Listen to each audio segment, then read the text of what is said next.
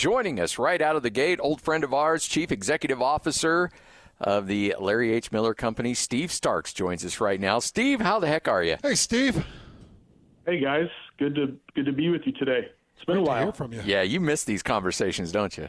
Don't lie. I do. We talk about food. We talk about the Boy Scouts hands. We talk about all sorts of good stuff. Oh, yeah, our Boy Scout talks back in the day. Those are great times between you Always and I. Always good time. How you been? Life good? Yeah, life has been really good. We've obviously been super busy with this new ballpark, but it's been amazing to watch it come together and to see our teams work together to build it. It's been one of the more rewarding experiences of my career. It's been really enjoyable. You know, when you helped redesign and remodel the now Delta Center back in, I think, 2017, 2018, there you had the bones to work with, and you had some limitations as far as that went. To be able to build something from scratch and to be able to design it from the dirt up, what's that process been like, and how have they been similar and different? Well, I mean, there are both similarities and differences.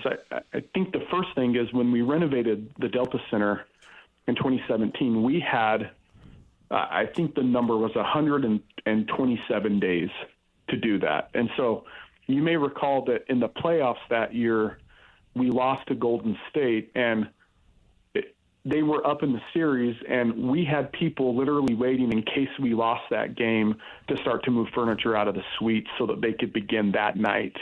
And we finished sweeping and cleaning within 2 hours of the first event at the Delta Center at the end of that summer. And so Oakland Construction, was the general contractor. They did an amazing job on that project. And then Brad Holmes, who's now the president of Larry H. Miller Real Estate, really led that renovation with, Jim Olson and the team there.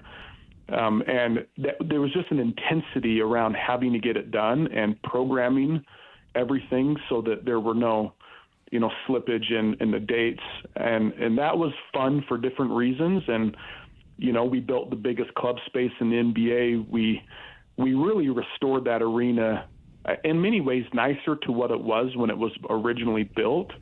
And I think that's why the Jazz, sold out so many games for so long, even when the team hasn't been performing great, because the experience of showing up to the arena was so nice, and the food and local restaurants. And so we took a lot of that learning and applied it to this experience. Same general contractor with Oakland, but the difference here is that I'm in a different role, so I've not been day-to-day involved in it. Brad Holmes is still with us. He's led it from the real estate side. Michelle Smith, who you guys know is the president of sports entertainment, she was instrumental with the renovation of the Delta Center. And so she's worked with HOK, the architect. And between Brad and Michelle and their teams, they've really done the work. And it's a different timeline, but we built, what will be, I think, the nicest minor league baseball ballpark in the country in 14 months and 2 days when it opens tonight. And still a very compressed timeline. And not only is it a baseball stadium, but there's a surrounding district. There's a new Megaplex theater that will open later this summer. There's restaurants. There's a plaza area with a stage for outdoor concerts. When people come and experience this, I think that they will be blown away. It will be more than baseball. It'll be some of the best local restaurants. It'll be ice skating in the winter. It will be summer concerts. It'll be Christmas tree lights and programming in the winter. And so it's a 360, day a year sports entertainment district right on the tracks line, right off of Mountain View Corridor. It's truly a remarkable project. And so it's applied the best experiences, I think, from the Delta Center. There's beautiful club space. There's going to be great food. There's not a bad seat in the house. The mountain views are incredible when you see them. I think a lot of people who have not been a little bit further west are surprised at the perspective of the mountains that you get, but it's really remarkable, and I'm excited to have you guys out, and there's a lot of buzz and excitement about the stadium, as there should be. Well, I'm excited about it, Steve. Amanda and I are coming out tonight. We don't want to miss this historic event, and I want to see all the work that my buddies have put in to get this stadium up and going and get this Bees team a new home. Give me a couple of tips. Where do I start? Where do I start with the food? Where do I start with the seats? I mean, and take us through the parking. How were you able to find enough parking in that area? Well, there's a lot of parking. I think when people show up tonight, one of the differences that they will notice right off of the bat is that parking's available. So surface parking all around the stadium, you'll see. You can take Mountain View Corridor from where you're coming from. You'll take it north right off of I-15, Bangor to Mountain View. It's easy to get to. Lots of parking. We will open up restaurants throughout the summer. I've got to be careful because there's some that we can't announce right now, and I always get those mixed up. But Hires Big H is announced, which is a Salt Lake staple. Nomad, which is a really great salad and pizza concept that's in Sugar House, across the street from Jolly's, is coming. Vessel, and then there's a couple names that will be announced soon that people will be really excited about. Tonight in the stadium, you're going to see a variety of options from chicken tenders, Bumble Barbecue. J-Dogs is opening, our guy Jason Edwards. They won't be open tonight. And you know what? They will be. Excuse me. He has his trailer there tonight. And so food trucks, great ballpark food, and an elevated experience. You're going to see a club level actually on the top deck that is really unique. It's going to be similar if your guests are listening and if they've been to the Toyota Club at the Delta Center. It's going to be similar in experience to that. An elevated menu, unbelievable views, access to seats. And so happy to give you a tour tonight. There's a berm. If you and Amanda want to sit out on the grass tonight, you'll be able to do that just like we've had at Smith's Ballpark. And there's a 360-degree walking path around the ballpark, including in left field, and you can look down actually into the bullpen on one side where pitchers and catchers are warming up in there. It's such an intimate experience because you're interacting in some ways, watching them below you. And then on the other side, there's a little bit of the green monster seats right there looking down onto the field from right field. And so that's a cool attraction. There's actually a putting green in left field.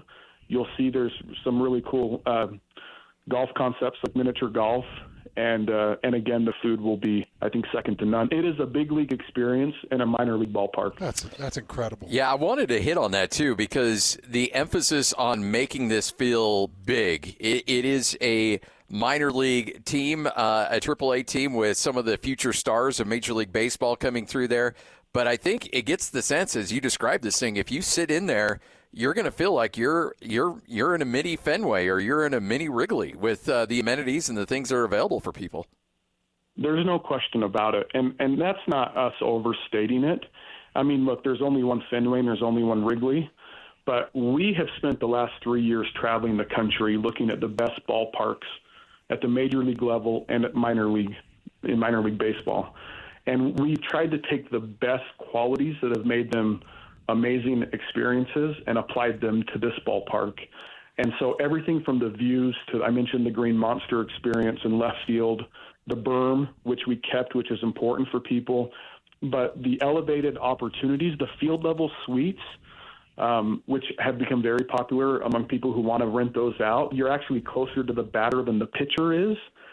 To our knowledge, it's the only field level suite offering in minor league baseball. The Texas Rangers did that a few years ago.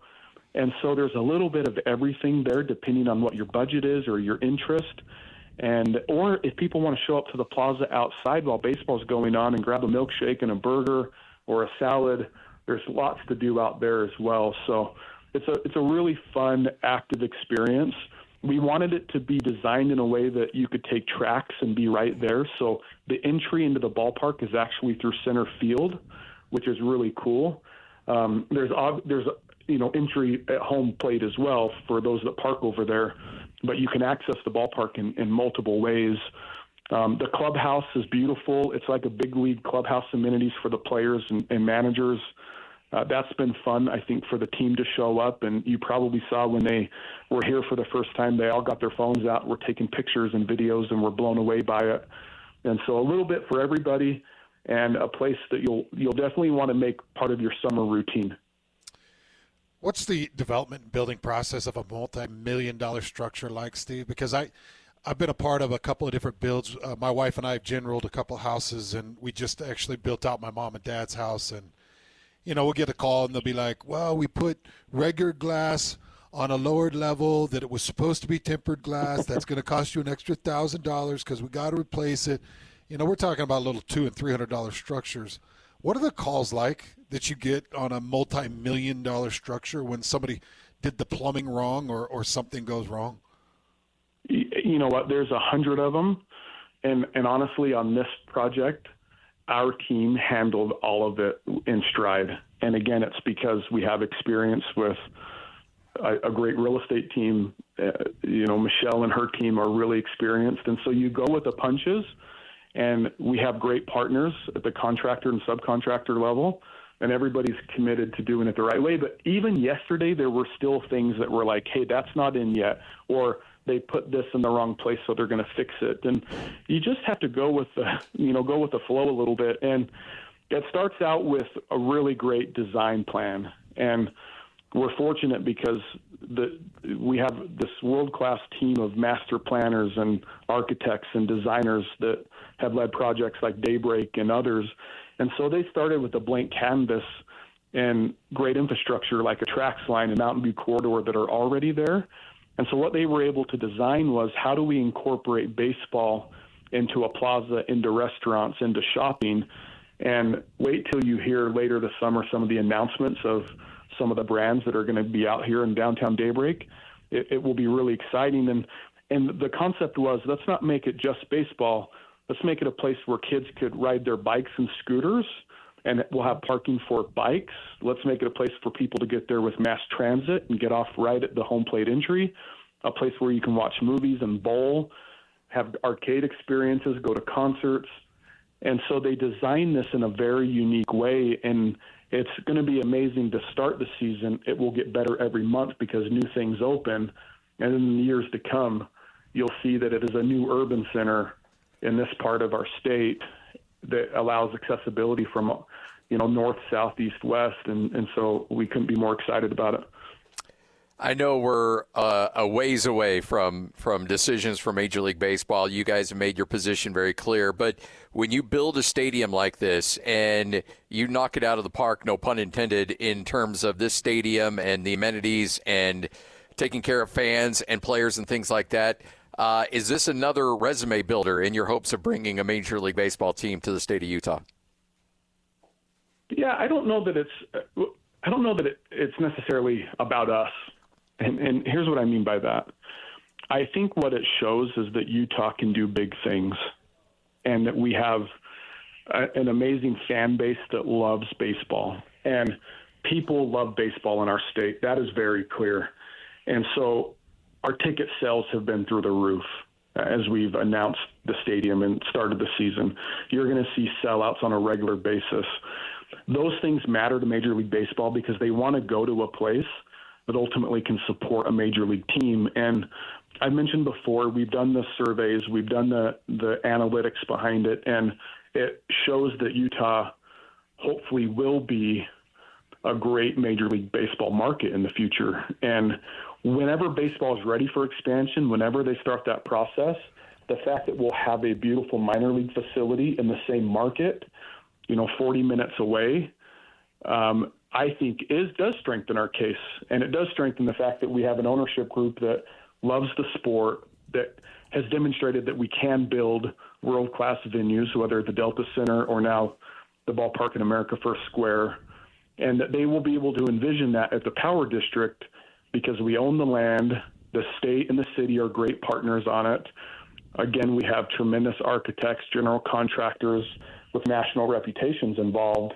And I think it gives confidence that, hey, if you award this team to the Miller family and to Utah, we will make you proud, and the market's going to support it in a way that's going to make you proud and be commercially viable at a really strong clip and a contributor to the Major League Baseball ecosystem. And so all of that helps. And again, the trend is that you have your AAA teams closer to your major league team so that you can share development and your minor league guys can go to the major league stadium. You can have consistent training and dietitians and all of that. So we're seeing it in other markets. It's the reason why we moved the Stars from Boise to be in Salt Lake with the Jazz, so that all of those developmental minutes that the NBA players are getting in the G League are more easily translatable to the NBA team, because they're right there in the same market with the same consistency of programming. And so we think it all helps, and it tells the story that Utah is a incredible place that can do big things. And let me just share with you guys one little experience. Last night at about 6 o'clock, I was out there at the ballpark, and there have literally been hundreds and hundreds of workers for 14 months, not only building the stadium, but building the theater, building the plaza, building all these other buildings. And the choreographing between the crews has been incredible to watch. But last night our team was out on the right field concourse, and there's 3 flagpoles, and there's the scoreboard in the background, and they started to raise the American flag for the first time at the baseball stadium. And I'm telling you, it gave you chills, because there's nothing more American than baseball, and there's nothing more American than people that build things. And about 6 months ago, we had somebody from one of the media stations, a cameraman, and he was looking at the stadium and he was filming it, and he said to us, he said, "You know what? My generation didn't build things. The generation before me did, and it's nice to see you guys doing big things and building our community and our state." And it just filled me with incredible pride and humility that we live in a country and we're part of a culture here in Utah where we work together, we build great things, we collaborate, and we can construct a stadium in 14 months and this incredible development that will gather families and people from all over the state and country to come enjoy experiences together, because that's ultimately what it's about. So I saluted the flag, and you're going to see a huge flag on the field tonight rolled out in honor of Major Brent Taylor, who lost his life several years ago, and his family. And so we invite people to come out and enjoy themselves. Get out there, get those tickets, and enjoy a historic night for sports here in the state of Utah. Steve, we appreciate your time. Thank you so much, and can't wait to get out there. Thanks, guys. See you tonight, Steve. Okay, thank you. There he is, Steve Starks, right here on 97.5, the KSL Sports Zone.